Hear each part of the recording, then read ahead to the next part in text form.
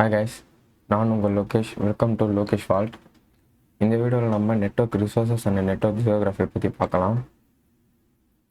Network ரிசோர்ஸஸ்ன்னு எடுத்துட்டிங்கன்னா அதில் 2 டாபிக்ஸ் இருக்குது. Client server model and peer to peer model. Client server model இதை வந்து சென்ட்ரலைஸ்டு மாடல்னு சொல்லுவாங்க. நம்ம ஆல்ரெடி கிளைண்ட்னா என்ன, சர்வர்னா என்னன்னு ப்ரீவியஸ் வீடியோவில் பார்த்தோம். ஸோ பார்க்காதவங்க டிஸ்கிரிப்ஷனில் லிங்க் தரேன், செக் பண்ணி பாருங்கள். ஸோ இந்த சர்வர் கிட்ட தான் எல்லா டேட்டாவுமே ஹோல்ட் பண்ணி வச்சுருக்கோம்.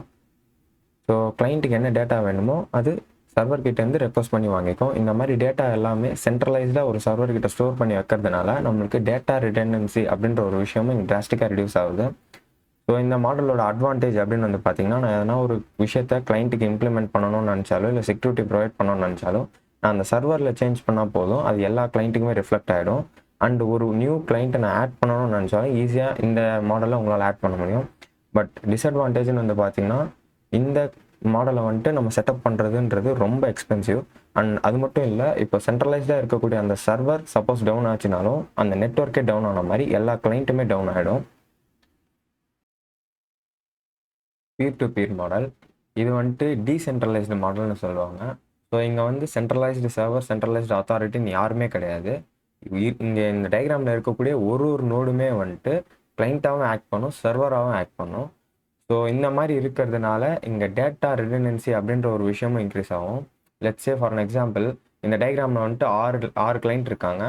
ஸோ கிளைண்ட் 1, கிளைண்ட் 2, கிளைண்ட் 3 3 பேருக்கு ஒரே டேட்டா வேணும்னா அந்த டேட்டா வந்துட்டு 3 பேருமே ஹோல்ட் பண்ணணும். ஸோ இங்கே வந்து டேட்டா ரிடெண்டன்சி டிராஸ்டிக்காக இன்க்ரீஸ் ஆகும். அண்ட் இந்த மாடலை செட்டப் பண்ணுறதுன்றது ரொம்பவே inexpensive comparing to client server model. But டிஸ்அட்வான்டேஜ்னு வந்து பார்த்தீங்கன்னா, இந்த மாதிரி நிறைய லிங்க்ஸ் இருக்கிறதுனால இதை மேனேஜ் பண்ணுறதுன்றது ரொம்ப காம்ப்ளெக்ஸான டாஸ்க். அண்ட் இதுக்கு செக்யூரிட்டி ப்ரொவைட் பண்ணுறது ரொம்ப காம்ப்ளெக்ஸ்.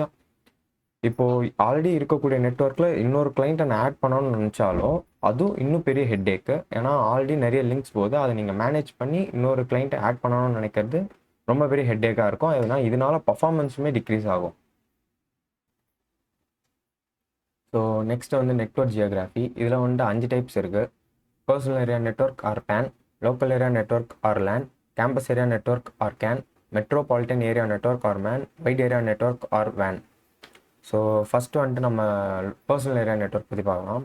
இந்த பர்சனல் ஏரியா நெட்வொர்க் நான் பேசும்போது பர்சனல் டிவைசஸ் பற்றி பேசணும். ஸோ பர்சனல் டிவைசஸ்னால் என்ன, உங்களோட smart phones, laptops, Bluetooth headset, அதுக்கப்புறம் எக்ஸ்டர்னல் SSD, இது எல்லாமே வந்துட்டு பர்சனல் டிவைசஸ்னு சொல்லுவாங்க. So up to 10 metres range இருக்கக்கூடிய என்னென்ன டிவைஸ் வருதோ அது எல்லாமே வந்துட்டு இந்த பர்சனல் ஏரியா நெட்வொர்க்குள்ளே தான் வரும். லெட்ஸ் சே ஃபார் எக்ஸாம்பிள், உங்களோட எக்ஸ்டர்னல் SSD உங்கள் லேப்டாப் கூட கனெக்ட் பண்ணுறதா இருந்தாலும் சரி, இல்லை உங்கள் லேப்டாப்பையும் அண்ட் ப்ளூடூத் ஹெட்செட்டையும் கனெக்ட் பண்ணுறதா இருந்தாலும் சரி. ஸோ இது எல்லாமே வந்து personal area network. Local area network. So பேர்லேயே இருக்குது லோக்கல் ஏரியா. லோக்கல் ஏரியானா இங்கே எதை மென்ஷன் பண்ணுறாங்கன்னா, ஒரு ப்ரைவேட் ஏரியாவை தான் இங்கே லோக்கல் ஏரியான்னு சொல்கிறாங்க. ஸோ இங்கே ப்ரைவேட் ஏரியான்னு சொல்லும்போது உங்கள் உங்களோட வீட்டில் இருக்கக்கூடிய ரவுட்டரையும் உங்கள் லேப்டாப்பையும் கனெக்ட் பண்ணுறதா இருந்தாலும் சரி, இல்லை நீங்கள் ஒரு ஸ்டூடெண்ட்டாக இருந்து உங்கள் லேபில் இருக்கக்கூடிய ஃபியூ கம்ப்யூட்டர்ஸாக இருந்தாலும் சரி, இதெல்லாம் வந்துட்டு லோக்கல் ஏரியா நெட்வொர்க்குள்ளே தான் வரும். ஸோ இதோட ரேஞ்சுன்னு வந்து பார்த்தீங்கன்னா few 100 meters. Campus area network. Campus area நெட்வொர்க்னா மல்டிபிள் லேனை கனெக்ட் பண்ணுறது பேர் தான் கேம்பஸ் ஏரியா நெட்வொர்க்னு சொல்லுவாங்க. ஸோ நம்ம ஆல்ரெடி பார்த்தோம், ஒரு காலேஜில் இருக்கக்கூடிய, ஒரு பில்டிங்கில் இருக்கக்கூடிய, ஒரு லேபில் இருக்கக்கூடிய செட் ஆஃப் கம்ப்யூட்டர்ஸை நம்ம லேனுன்னு சொல்லுவோம்னு சொல்லிட்டு.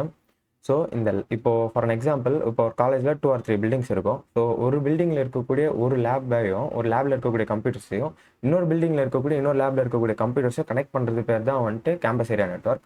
இதோட ரேஞ்சுன்னு வந்து பார்த்தீங்கன்னா ஃபியூ கிலோமீட்டர்ஸ் இருக்கலாம்.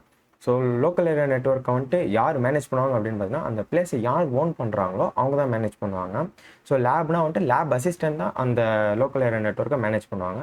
இந்த இடத்துல கேம்பஸ் ஏரியா நெட்வொர்க்குன்றது அந்த ஆர்கனைசேஷன் மேனேஜ் பண்ணக்கூடியது. அந்த பிளேஸை எந்த ஆர்கனைசேஷன் ஓன் பண்ணுதோ அந்த ஆர்கனைசேஷன் மேனேஜ் பண்ணும்.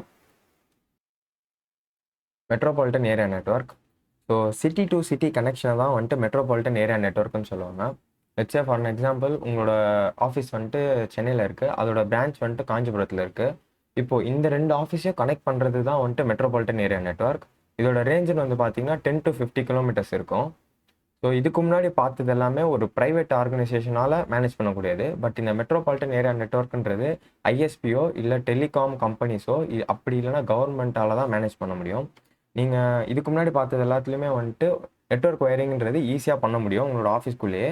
பட் நீங்கள் ஒரு city to city network wiring பண்ணணும் அப்படின்னா அது ஒன்று கவர்மெண்ட்டோ இல்லை ஐஎஸ்பி நினச்சா மட்டும் தான் அவங்களால வயரிங் பண்ண முடியும், இல்லைனா பண்ண முடியாது. White area network. So continent to continent connection, வேர்ல்டில் இருக்கக்கூடிய ஒரு ரெண்டுலேருந்து இன்னொரு ரெண்டாக கனெக்ட் பண்ணுறது எல்லாமே வந்துட்டு வைட் ஏரியா நெட்வொர்க்கில் தான் வரும். ஸோ இது வந்துட்டு மோஸ்ட்லி ஃபைபர் ஆப்டிக்ஸ் கேபிள் தான் யூஸ் பண்ணுவோம். இதை பற்றி அப்கமிங் வீடியோஸில் டிஸ்கஸ் பண்ணலாம். ஸோ இதோட டிஸ்டன்ஸ் வந்து பார்த்தீங்கன்னா 100 to 1000 கிலோமீட்டர்ஸ் மேலே வரது எல்லாமே வந்துட்டு வைட் ஏரியா நெட்வொர்க்குன்னு தான் சொல்லுவோம். இதுக்கு எக்ஸாம்பிள் வந்து இன்னைக்கு இருக்கக்கூடிய இன்டர்நெட் வேர்ல்டு தான் இதுக்கு எக்ஸாம்பிள். இன்னைக்கு இந்த வீடியோவை நீங்கள் வீட்டில் உட்காந்து பார்க்குறீங்க அப்படின்னா இதுக்கு பேக்ரவுண்ட்லேயும் வைட் ஏரியா நெட்வொர்க் தான் ஆப்ரேட் ஆகுது. தேங்க்ஸ் ஃபார் வாட்சிங் திஸ் வீடியோ கைஸ். இந்த வீடியோவில் டிஸ்கஸ் பண்ண கான்செப்ட் உங்களுக்கு பிடிச்சிருந்தாலும் புரிஞ்சிருந்தாலும் லைக் அண்ட் ஷேர் பண்ணுங்கள். அண்ட் என்னோட நெட்வொர்க்கிங் அண்ட் சைபர் செக்யூரிட்டி சேனலில் நீங்களும் இன்வால்வ் ஆகணும்னு நினச்சிங்கன்னா make sure you hit the subscribe button. Thank you.